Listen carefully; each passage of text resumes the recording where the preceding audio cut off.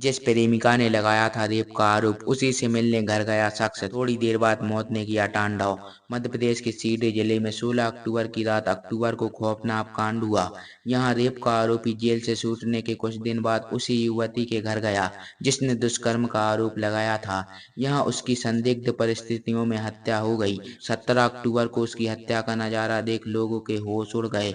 लोगों ने पुलिस को इसकी सूचना दी। पुलिस ने मौके पर पहुंचकर शव को जब्त कर लिया। कानूनी कार्रवाई के बाद पुलिस ने शव को पोस्टमार्टम के लिए भेज दिया। इस हत्याकांड के बाद पूरे इलाके में सनसनी फैल गई है। इधर वारदात को अंजाम देने के बाद लड़की और उसके घर वाले गायब हैं। पुलिस का कहना है कि मामला प्रेम प्रसंग से जुड़ा हुआ है।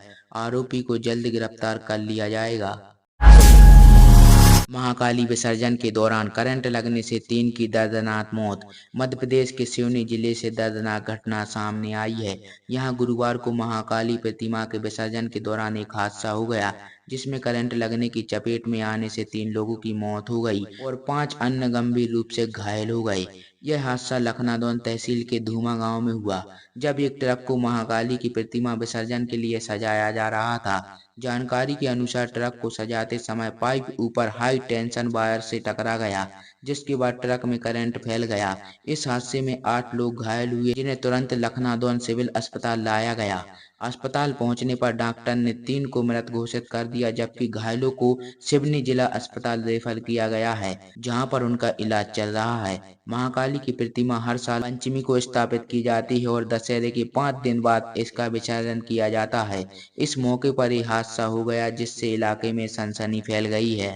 मध्य प्रदेश के रायसेन जिले में पाकिस्तान जिंदाबाद के नारे लगाने वाले एक आरोपी को भारत माता की जय बोलने की सजा मिली है।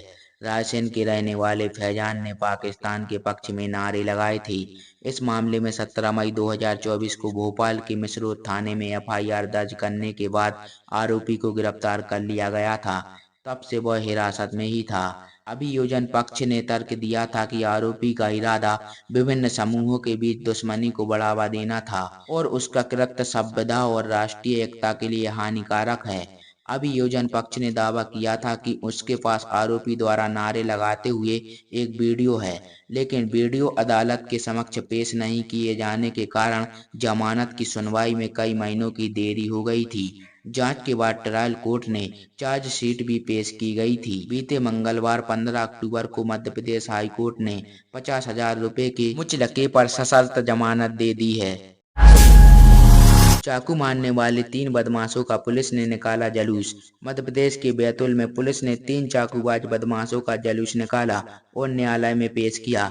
तीनों बदमाशों ने मंगलवार की रात 6 लोगों पर चाकुओं से जानलेवा हमला किया था। पुलिस ने तीनों को गिरफ्तार कर उनके खिलाफ 9 मामले दर्ज किए हैं। कोतवाली थाना क्षेत्र के खंजनपुरा इलाके में मंगलवार की रात 3 बदमाशों ने अलग अलग घटनाओं में 6 लोगों पर चाकू से हमले किए थे। इसमें से एक की हालत गंभीर बनी हुई है जिसे भोपाल रेफर किया गया है। बाकी 5 घायलों को जिला अस्पताल बैतूल में भर्ती कराया गया है। घटना को अंजाम देने वाले तीनों बदमाशों पर अलग अलग थानों में कई मामले दर्ज हैं।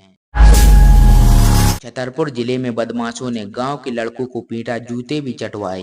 मध्य प्रदेश के छतरपुर जिले से युवकों को नंगा करके मारने पीटने और जूता चटवाने का मामला सामने आया है। घटना 11 अक्टूबर की टपरियन गांव की बताई जा रही है।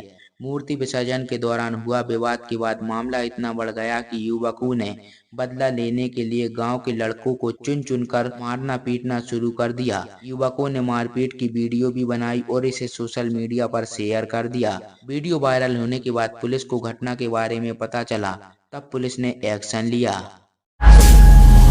दोस्त की हत्या कर खुद आत्महत्या करने रेलवे ट्रैक पर लेटा, ट्रेन लेट होने पर बदला इरादा। ग्वालियर में दोस्त ने दोस्त पर चोरी का आरोप लगाते हुए थप्पड़ क्या मार दिया तो दोस्त ने उसका गला दबाकर हत्या कर दी। घटना आंतरिक थाना क्षेत्र के आंतरिक तिवारी मोहल्ले की है। दोस्त की हत्या के बाद आरोपी रेलवे ट्रैक पर सुसाइड करने पहुंचा। जब मन बदल गया तो पुलिस थाने जाकर सरेंडर कर दिया। इंदौर के द्वारकापुरी क्षेत्र में एक युवक की बालकनी से गिरने से मौत हो गई थी। वह अपनी पत्नी के साथ शराब पी रहा था। बाद में दोनों के बीच झगड़ा हो गया। गुस्साई पत्नी ने पति को कमरे में बंद कर दिया। कमरे की गैलरी से बाहर निकलने की कोशिश करते समय पति गिर पड़ा। गंभीर चोट लगने के कारण उसकी मौत हो गई। घटना दिग्विजय नगर मल्टी की है। यहाँ रहने वाले सुनील पिता कंसें और पत्नी किरण ने शाम को साथ में शराब पी। खाना खाने के दौरान दोनों के बीच बहस हो गई। विवाद बढ़ा तो किरण प्लाट में ताला लगाकर बाहर चली गई।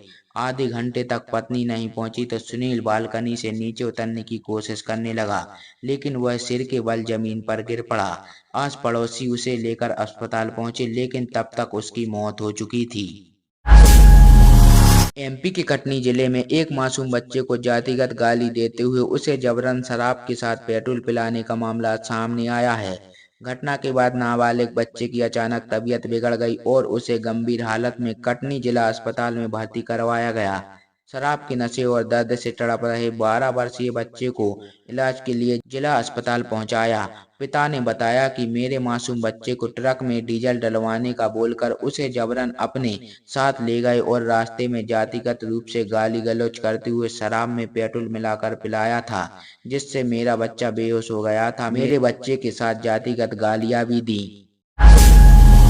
सागर जिले के केसली थाना क्षेत्र में केसली सिलवानी मार्ग पर जमुनिया गांव के पास गुरुवार को दोपहर 3 से 4 बजे के बीच तेज रफ्तार डंपर ने बाइक को टक्कर मार दी।